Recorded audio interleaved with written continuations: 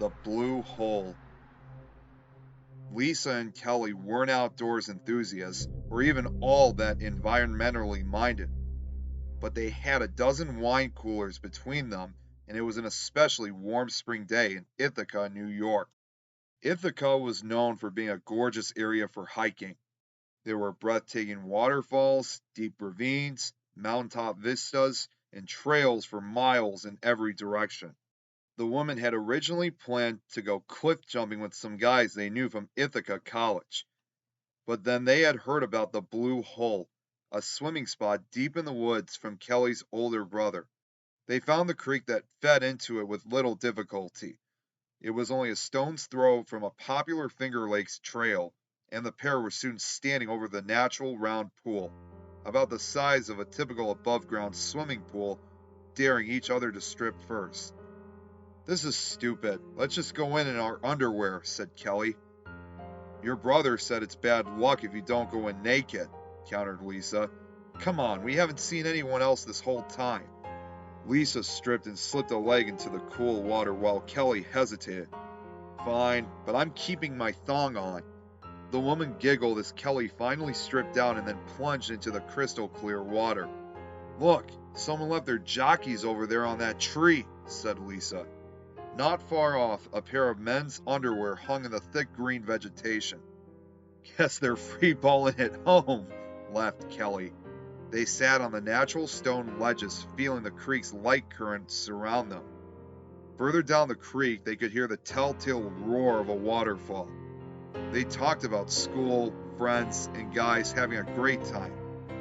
"And I swear it felt like it was as big as a Coke can," said Kelly. "Is he still single?"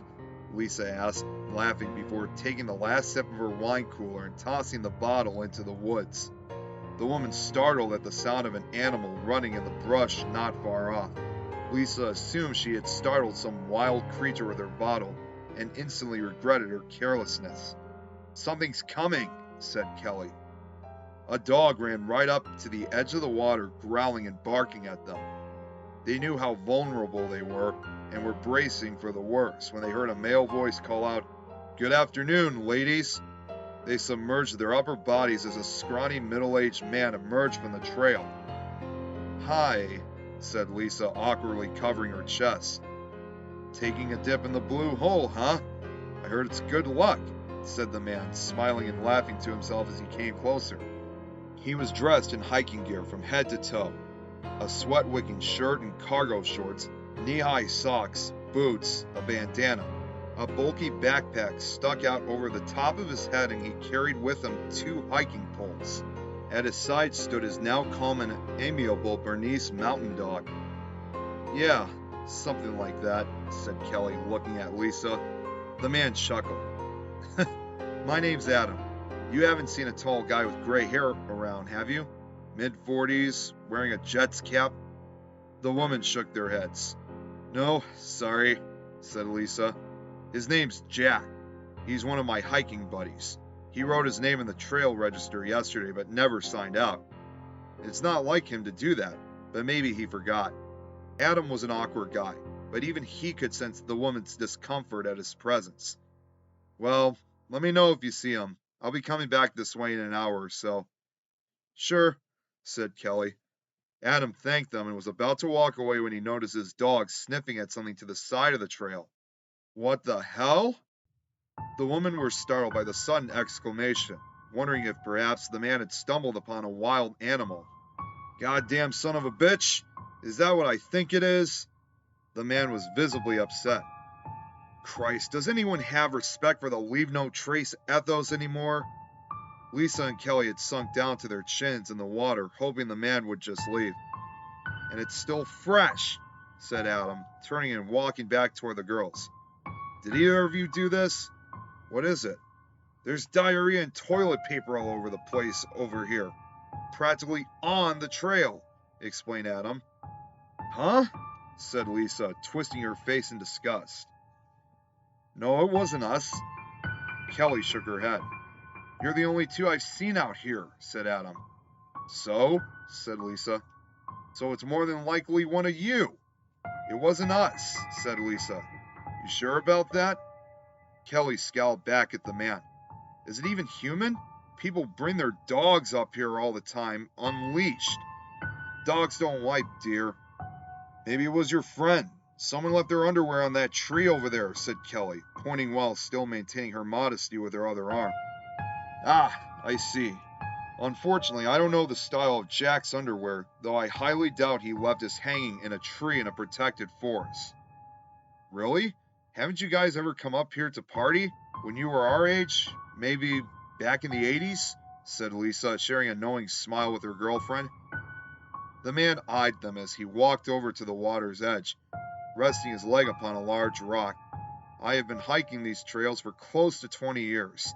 I know the entire Finger Lakes trail system like the back of my hand, and I treat it with the respect it deserves. I've never come up here to drink, do drugs, or skinny dip. And if I need to go, I go in a bag. Same as I pick up after my dog and dispose of the waste. I don't take dumps on protected land and leave my shitty toilet paper lying around. The woman stopped smirking and floated away to get some distance between themselves and the interloper. Their clothes lay on the grass, within arm's reach of the man.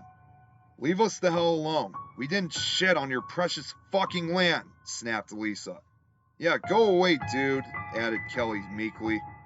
Adam shook his head at the young woman and left, whistling for his dog to follow. When he was out of sight, Lisa and Kelly practically had a coronary laughing at what had just transpired. He's probably jacking it right now, just out of sight.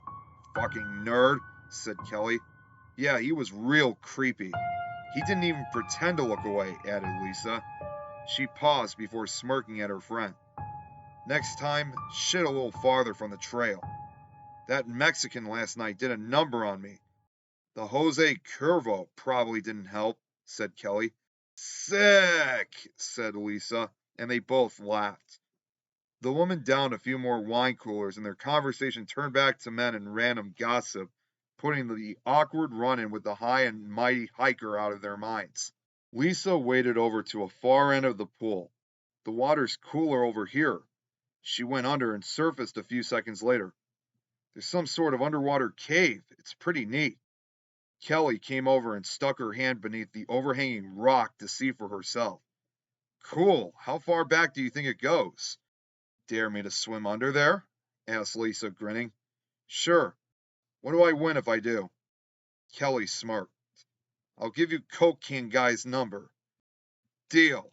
Lisa took a deep breath and dove under the ledge. Kelly watched as her friend's blurry body disappeared. She was surprised that Lisa could fit her whole body into the space, assuming it wasn't an actual cave, but a deep depression. Lisa? Kelly called out after 10 or 15 seconds.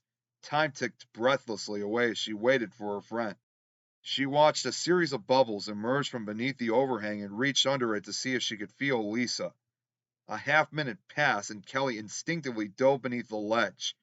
Her arms reached into the darkness, finally finding her struggling friend. She grabbed hold of Lisa's cap and yanked her out of the cave. To Kelly, Lisa didn't feel like she was stuck, but rather weighed down by some objects. When Kelly finally got her friend free of the rock overhang, they both hit the surface and gasped for air. What happened? Choked out Kelly, who didn't finish her thought as a third person emerged from beneath the surface face down. Oh my God, said Lisa between several harsh coughs. Both women instantly recognized that a new dead man had floated to the surface between them. His body was bloated from submersion, a pasty white, red, and purple bespotted corpse. They quickly backed away and scrambled out of the water, trying not to touch the remains. Lisa finally stopped hacking and spoke. It felt like someone had their arms around me and was pushing me toward the bottom. I couldn't turn around. Kelly didn't reply, and both girls looked back at the body, which was still drifting on the surface of the water like some hideous rat. Oddly, they both anticipated some sign of life as they stared at it, open-mouthed. I must have swam under him or something, said Lisa. Thanks for pulling me out. No problem. Kelly looked down at the corpse again and grimaced. Let's get out of here. We need to call the ranger or something. As soon as the girls had retrieved their clothes, dried off and dressed, They began vomiting violently, and they were soon defecating on their long walk back to the parking area. They were severely dehydrated and were stumbling along the trail with blurry vision when the 40-something hiker extraordinaire from earlier that day, Adam, caught up to them. "What the hell are you two doing out here?" screamed Adam as he ran up on the young woman, holding two sagging plastic shopping bags, his barking dog at his side. "You can't expect me or anyone else to clean up after you. I've already filled 2 bags full of your filth." Both girls paused, heaving and panting from their exertion. Their stomachs rolled and gurgled. "Sir, we think we found your friend at the swimming hole," said Kelly, her voice hoarse from vomiting. "And now we're super sick because of it." Lisa nodded, then ran off into the bush to defecate. "What do you mean?" asked Adam incredulously. "I didn't see anyone back there." Kelly scowled at the gangly older man. "What do you mean? You didn't see anyone? Remember the man's underwear in the tree? He drowned. He was stuck beneath the ledge, and Lisa knocked him loose. His body came to the surface."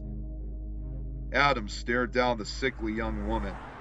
"Miss, I just spent 15 minutes cleaning vomit and picking up bottles from around our once pristine blue hole. I can assure you there was no body in or around it. The two of you are obviously drunk beyond comprehension, and I'm contacting the Rangers as soon as I get back to the trailhead."